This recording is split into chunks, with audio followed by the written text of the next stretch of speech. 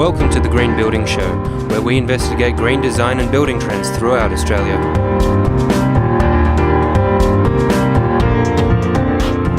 This week on the Green Building Show, we're going to kick off a brand new series on green renovation. We're going to find out what it takes to greenovate your own home, how your family can benefit, how the environment can benefit, and how your bottom line can benefit. And to begin this series, I'll speak with Caitlin McGee. She's a research director at the Institute of Sustainable Futures at UTS. We'll also hear from Victoria Lee, who's going to give us the latest What's Hot.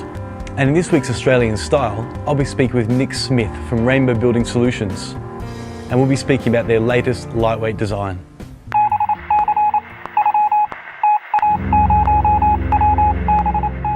Okay, I'm here today with Caitlin McGee. She's a research director at the Institute of Sustainable Futures at UTS. Thanks for being with us, Caitlin. Pleasure. So I guess in one sentence, can you describe to us what exactly is a green renovation or a greenovation? Yeah, okay. A green renovation is one that will vastly reduce the environmental impact of the home.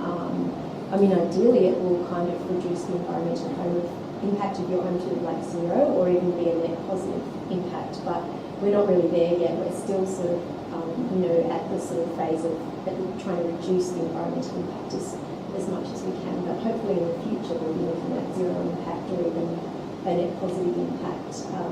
But I suppose it's not just about the environmental aspects, it's also about the social and economic aspects. So looking at homes that are comfortable and healthy, suit the lifestyles of the occupants and also are affordable over a life cycle perspective. So not just about upfront costs, but affordable over the long term. Okay, great. I guess we're trying to find out why a homeowner would consider a green renovation over a traditional renovation.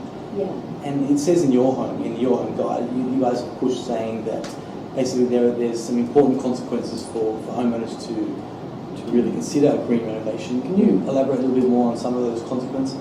Yeah, sure. The reasons that you consider a green renovation are firstly about sort of lowering your ongoing bills. So a green renovation, particularly in the context of rising energy and water costs, is just a really smart sort of idea. So you'd look at water efficiency, energy efficiency to make sure that your bills remain low into the future.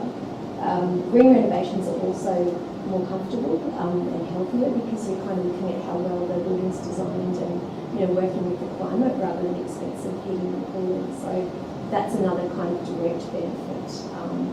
So that's kind of two or three really good reasons why people should think about it. Also just being prudent.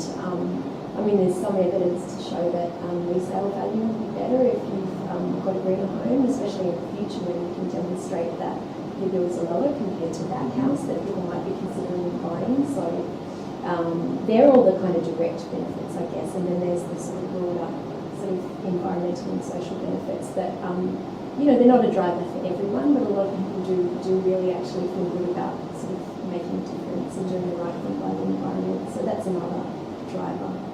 Okay, great. And so I guess your home again has called green renovation as a smart investment. What makes it a smart investment, do you think? Well, it's kind of, I suppose what we discussed about making sure that your ongoing bills are low and that it's comfortable. But there's also just something about, market differentiation. So if you've, because people are becoming more aware of sustainable homes and what the benefits are, and it's kind of becoming much more the norm than it used to be. So I suppose if you've got a sustainable home, it's just and you're trying to sell it, or you're trying to rent it out, it's kind of in a really tight market. That might be the differentiator that gets your home sold or rented. And, okay. There is a growing demand for sustainable, not just homes actually, but office buildings as well. It's kind of a trend across the board. Okay, so there is a growing trend. Yes. And there is growing awareness. Yes. But what would you say to the homeowners who, they want to do a renovation, but they want to get the most bang for their buck? Yeah. What would you say to them to convince them to do a sustainable renovation over something that could be a bit more cost effective in the short term? Oh, okay. Well, I'd sort of suggest to them that they read your home because, first of all, a sustainable home doesn't really need to cost you more if you just lock in the basics. So, or a green home anyway. I don't know about sort of sustainable, but there are a lot of kind of basics that you can lock in that won't be an extra cost. Things like, good, clever design really that sort of makes the most of the climate, the way you lay out rooms, if you're thinking of changing rooms around, the sort of size and configuration of your glazing. Like there are a whole lot of design tricks, I guess, to producing a good sort of energy efficient home that don't need to cost you any more. You just need to know what they are, or make sure you've got a designer who understands that, and that's at no extra cost. Many other things, materials, when you're choosing which building materials to use. A lot of the sort of more sustainable or lower impact materials don't cost any more than the standard versions, so it's just doing your homework. So what I'm saying, I guess, is you can have a greener home at no additional cost. And then, how would I convince people to pay a little bit more? Well, I'd just say, think about it over, maybe not over the life cycle of a home, because that's a long time to think about, but even think about it over like 5 years, and will these things that you're doing, will the kind of benefit in reduced bills actually outweigh the sort of extra on your mortgage that you're paying because you decided to do those things? So you really kind of have to look at it from that perspective. I don't think it's very wise just to think about upfront costs.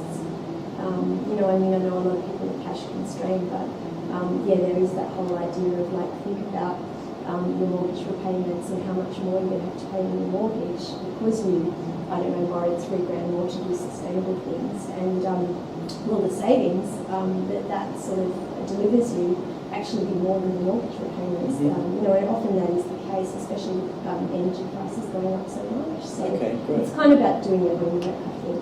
Okay, fantastic. And on financial incentives, yeah. You also mentioned in your home that there are some lenders willing to offer some, some financial rebates as such for sustainable renovations. Yeah, that idea is known as green mortgages, and I don't know how much it's taken off, but I know that there are certain banks which definitely were doing it, and I assume still are, like I think Bendigo Bank and NBCU were some examples.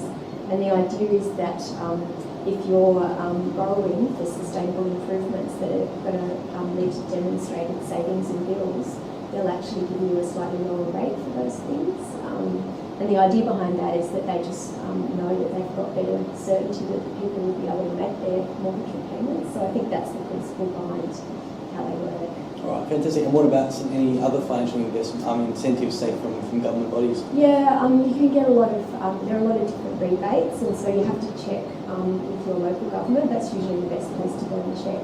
Some of them might be from local government, some of them might be from state agencies, but for things like rainwater tanks, solar hot water systems, photovoltaic systems. So yeah, these things vary and they change all the time. So I do think probably local government's your best point of call to sort of check what's available in your area. Okay, great. And for someone who wants to do a green renovation, what's the first thing they should do? Do their homework, I think. So talk to other people that have done a green renovation if they know any, or have a look at your home, which is all free online, just to get an idea of what is a sustainable renovation. There are a bunch of case studies that people can look at to see real examples of sustainable renovations, because that kind of gets you thinking about what's possible. And a lot of these great things you might be able to achieve at no extra cost. So, but if you don't think about it at the beginning stages, you might miss that opportunity. So, do your homework because that's free. Fantastic. Kate McGee, thank you for your time. Pleasure.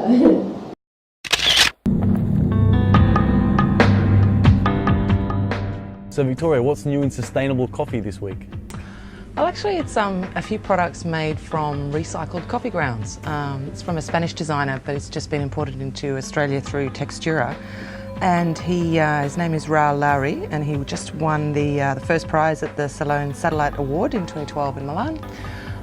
He's basically used old-fashioned techniques to press down the coffee to make a whole range of homewares.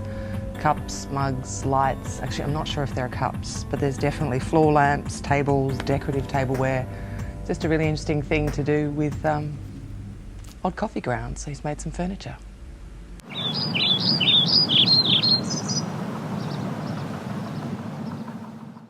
I'm here today with Nick Smith. He's the Sales and Marketing Manager at Rainbow Building Solutions, and they've got a new design called the Sterling, which is a lightweight home in Port Ewan, Tasmania, which has achieved a 7.1 star energy rating. Thanks for being with us, Nick. No worries, thank you. So tell us, how does this project reflect a light home? Well, we use Scion products exclusively all the way across the house. Axion Stria, which is a slightly cheaper horizontal board compared to linear board. Also use Matrix and a rendered Easy Lap. And being a lightweight cladding, we're able to build that on a standard elevated floor as opposed to a concrete slab. I think the only concrete slab in the whole thing is for the double garage. So using the lightweight cladding is nice and simple and quick and easy to put up. Okay, great. And why did you choose lightweight materials? Well, for those two reasons. I mean, it's quick, it's easy, and you get a lot greater design flexibility in terms of colours because, I mean, there's over 1 million paint colours, and the client can pick any colour they like and they can mix and match different shades of colours, and I guess it's just a lot easier and cheaper than brick. All right, great. And in a climate like Tasmania, many designers may say that thermal mass is important to keep the heat in during the cold winter months. How have you guys circumnavigated that issue with lightweight? Okay, yeah, well, Tassie, yeah, you're right. It's climate zone 7, which I think is the second coldest. But basically using a lightweight cladding, we used a thermal break product in between the Scion product and the steel wall frames. And then we just use standard wall insulation in the wall cavity. And then I think the only thing we really did for the rest of the house was double glazed windows and just beefed up some of the ceiling insulation. And that was really it. So to get that kind of star rating using a brick home, it would definitely have to be on a concrete slab, I'd say, just to get that thermal mass, just to help push that star rating up. So. Okay, great. And what about the sustainability credentials of the home? How is this home sustainable? Well, the whole house is built with steel frames, which is completely recyclable. It's also made from a certain percentage of recyclable materials. And just going back to the flexibility of the design, it makes it a lot more sustainable because we can use the Scion products on everything, all the walls. We also used it on some of the balustrades at the rear of the house over a veranda. So instead of possibly some expensive stainless steel or glass, we just used some of the offcuts. It was Axion at the back, again, which we painted any colour. So great, Nick Smith, thank you for your time. No worries, thanks, Carlos.